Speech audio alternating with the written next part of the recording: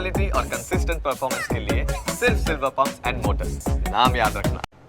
तो संस्कारी नगरी वडोदराમાં ગુંડારાજ જોવા મળ્યું છે। વડોદરામાં બીજેપીના પૂર્વ કોર્પોરેટરના પુત્રની હત્યા કરવામાં આવી છે। રમેશ પરમારના પુત્ર તપન પરમારની હત્યા થઈ છે। સયાજી હોસ્પિટલમાં બાબરે તપન સાથે બબાલ કરી હતી। બાબરે તપનની છરીના ઘા મારીને હત્યા કરી છે। હત્યાને લઈને પરિવારજનો પોલીસ પર ગંભીર આરોપ લગાડ્યો છે। તો પોલીસની સામે જ આ બનાવ બન્યો છે તેવું પરિવારજને કહ્યું છે। પોલીસે આરોપી બાબર પઠાણની અટકાયત કરી છે। તપન પરમાર અને બાબર પઠાણના મિત્રો વચ્ચે ઝઘડો થયો હતો। તો નાગરવાડા મહેતાવાડીના નાકા પાસે આ ઘટના બની હતી। બાબર પઠાણે તપનના મિત્રોને છરીના ઘા માર્યા હતા। મિત્રોને સારવાર માટે સયાજી હોસ્પિટલ લવાયા હતા। તો આ સમગ્ર મામલે તપાસ કરવામાં આવી રહી છે। પોલીસની સામે જ આ બનાવ બન્યો હોવાનું અહીં જણાવવામાં આવ્યું છે। પરિવારજનો દ્વારા તપન પરમારની હત્યા બાદ પોલીસ સ્ટેશને હોબાળો થયો છે। કારેલીબાગ પોલીસ સ્ટેશને એકઠા થયા છે લોકો। બીજેપીના એમએલએ મનીષા વકીલ અને ચૈતન્ય પોલીસ સ્ટેશને હાજર।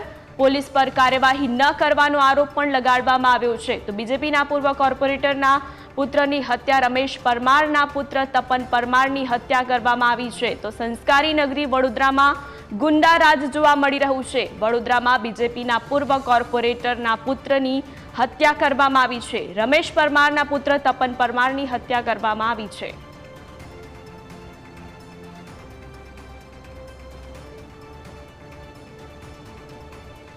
કારેલીબાગમાં જે મહેતાપોળ વિસ્તાર છે ત્યાં ઝઘડો થયેલો હતો। જે અનુસંધાને 3 વ્યક્તિ છે વિક્રમ કરીને અને એના બીજા મિત્રોને અહીંયા એસએસજીમાં લઈને આવેલા હતા। સાથોસાથ બાબર કરીને એક વ્યક્તિ છે એને પણ ઝઘડો થયો હતો એટલે એને પણ સારવાર માટે અહીંયા કારેલીબાગ લાવેલા હતા। અને ત્યારે અહીંયા રાવપુરા એસએસજીમાં ફરી ઝઘડો થયો અને એમાંથી બાબર નામના વ્યક્તિએ તપન નામના વ્યક્તિને છરી મારી દીધેલી છે અને હાલમાં એ બાબતે કાર્યવાહી ચાલુ છે। તો વડોદરામાં બીજેપીના પૂર્વ કોર્પોરેટરના પુત્રની હત્યા કરવામાં આવી છે। રમેશ પરમારના પુત્ર તપન પરમારની હત્યા કરવામાં આવી છે। સયાજી હોસ્પિટલમાં બાબરે તપન સાથે બબાલ કરી હતી। તો બાબરે તપનની છરીના ઘા મારીને હત્યા નિપજાવી છે। હત્યાને લઈને પરિવારજનોનો પોલીસ પર ગંભીર આરોપ લગાડવામાં આવ્યો છે। પોલીસની સામે જ આ બનાવ બન્યો હોવાનું પરિવારજને જણાવ્યું છે। તો પોલીસે આરોપી બાબર પઠાણની અટકાયત કરી લીધી છે। તપન પરમાર અને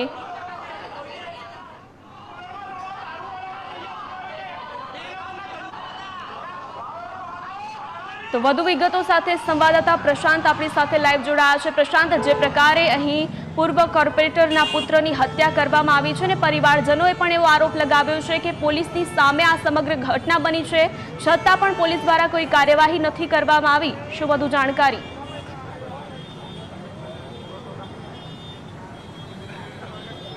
બિલકુલ થી વડોદરા શહેર જે સંસ્कारी નગરી તરીકે જાણ્યું છે એ હવે ગુનાગારી માટે અસામાજિક તત્વો માટે અડ્ડો બની ગયો છે। વડોદરા શહેરના મહેતાવાડી વિસ્તારમાં આવેલા જે વિસ્તાર છે મહેતાવાડી, ત્યાં પાછળ ગોલવાડની અંદર જુગારનો અડ્ડો ચાલતો હોવાનું પરિવારજનોનો આક્ષેપ છે અને પરિવારજનોનું કહેવું છે કે આ જુગારના અડ્ડા ઉપર બાબર અને જે તપન પરમાર છે જે મૃતક છે તેના મિત્રો વચ્ચે બોલાચાલી થઈ હતી અને એ બોલાચાલી માટે રાતે સમાધાન કરવા માટે ભેગા થયા હતા અને તે દરમિયાન સમાધાન દરમિયાન બાબર દ્વારા જે તપન છે તેના મિત્રોને મારવામાં આવ્યો હતો અને તેમના મિત્ર ઇજાગ્રસ્ત હતા। તેને સારવાર અર્થે સયાજી હોસ્પિટલ ખાતે ખસેડવામાં આવ્યા હતા અને સયાજીગર હોસ્પિટલ ખસેડ્યા બાદ તેની સારવાર જ્યારે ચાલતી હતી તે દરમિયાન તપન પરમાર જે છે પૂર્વ કોર્પોરેટર રમેશ પરમારના દીકરા તે પણ એમના મિત્રની ખબર અંતર પૂછવા માટે સયાજી હોસ્પિટલ ગયા હતા। તે દરમિયાન બાબરને પોલીસ જાપ્તાની અંદર સારવાર અર્થે હોસ્પિટલ લાવવામાં આવ્યા હતા અને પોલીસ જાપ્તાની વચ્ચે જ જ્યારે બાબર છે એના દ્વારા તપનને જોવામાં આવ્યો અને તપન ઉપર હુમલો કરવામાં આવ્યો। જે ખંજર દ્વારા તેને 4 જેટલા ઘા મારવામાં આવ્યા છે તેવું પરિવારજનોનું કહેવું છે।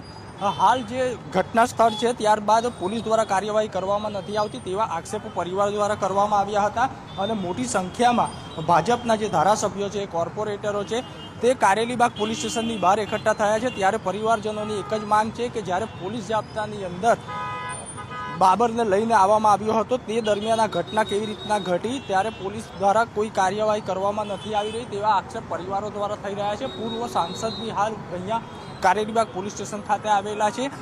જે રમેશ પરમાર છે તેમની સાથે વાત કરવાની કોશિશ કરીશું જે રીતના ઘટના ઘટી છે।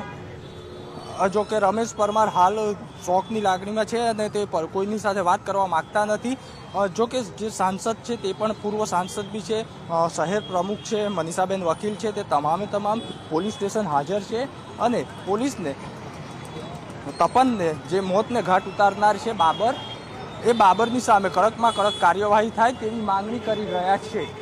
હાલ પોલીસ સ્ટેશનમાં ઘેરાવો કરવામાં આવ્યો છે પરિવારજનો દ્વારા અને એક જ માંગ છે કે બાબરને કડકમાં કડક સજા થાય અને બાબર જ્યારે પોલીસ જાપ્તામાં હતો ત્યારે તેની પાસે ધારદાર ખંજર કઈથી આવ્યું અને પોલીસ જાપ્તાની અંદર તપન ઉપર હુમલો કરી અને તેની હત્યા કેવી રીતના કરવામાં આવી।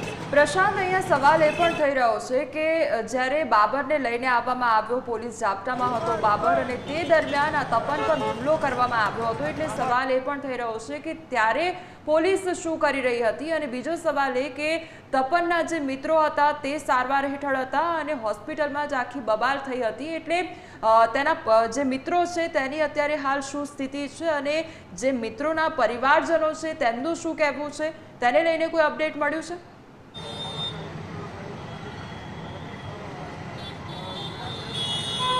જે એમના મિત્રો છે હાલ સારવાર હેઠળ છે અને તેમની જે સ્થિતિ છે સુધારા ઉપર છે, પરંતુ એમના પરિવારજનો દ્વારા હજુ કોઈ નિવેદન આપવામાં નથી આવ્યું। પરિવારજનો જે છે તે મીડિયા સમક્ષ કોઈ પણ વાત કરવા માટે તૈયાર નથી।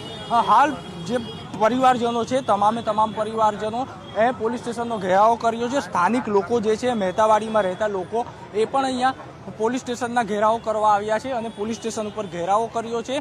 ત્યારે પરિવારજનો હજુ બી એક જ માંગ કરી રહ્યા છે કે અમને જ ન્યાય જોઈએ છે। જ્યારે પોલીસ જાપ્તાની અંદર જ આ ઘટના ઘટી હોય ત્યારે બીજા અન્ય લોકોની શું હાલત થશે? જ્યારે ભાજપના પૂર્વ કોર્પોરેટરના પુત્ર સાથે આવી ઘટના ઘટે છે ત્યારે અન્ય વ્યક્તિ સાથે શું ઘટના ઘટતી હશે અને પોલીસ કઈ રીતની કાર્યવાહી કરે છે તે સૌથી મોટો એક સવાલ ઊભો થયો છે।